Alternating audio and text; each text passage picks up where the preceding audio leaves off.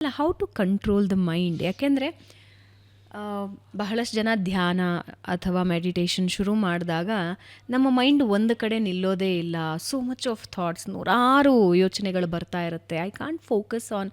For an example, ಇವಾಗ ಒಂದು ದೇವರ ಮೂರ್ತಿನ ಅವರು ಕಲ್ಪನೆ ಮಾಡ್ಕೊಳ್ಳಿ ಅಂತ ಕೆಲವ್ರು ಹೇಳ್ತಾರೆ. ಕೆಲವರು ಒಂದು ಬೆಳಕನ್ನು ಕಲ್ಪನೆ ಮಾಡ್ಕೊಳ್ಳಿ ಅಂತ ಹೇಳ್ತಾರೆ. ಅಥವಾ ಏನೋ ಒಂದು ಕಡೆಗೆ ನಿಮ್ಮ ದೃಷ್ಟಿನ, ನಿಮ್ಮ ಮೈಂಡನ್ನು ಫೋಕಸ್ ಮಾಡಿ ಅಂತ ಹೇಳ್ತಾರೆ.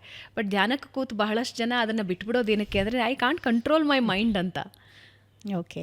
ಸೊ ಇಲ್ಲಿ ಒಂದು ಮಾತು ಹೇಳಬೇಕು. ನಾನು ಈಶಾ ಫೌಂಡೇಶನ್ನಲ್ಲಿ ನಾನು ಪ್ರೋಗ್ರಾಮ್ಸ್ ಮಾಡಿದ್ದೀನಿ.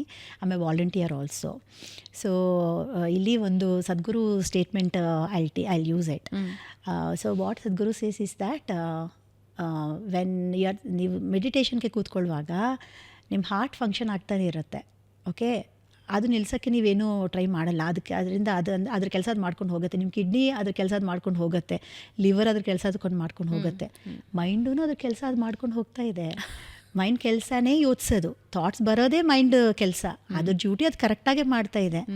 ನಾವು ಅದು ಯಾವಾಗ ಅದನ್ನು ಕಂಟ್ರೋಲ್ ಮಾಡೋಕ್ಕೆ ಟ್ರೈ ಮಾಡ್ತೀವೋ, ಈ ಡಿಸ್ಟರ್ಬೆನ್ಸಸ್ಸು ಮಲ್ಟಿಪ್ಲೈ ಆಗಿಬಿಟ್ಟು ನಮ್ಮನ್ನು ಕೂತ್ಕೊಳ್ಳೋಕ್ಕೆ ಬಿಡಲ್ಲ. ಓಕೆ.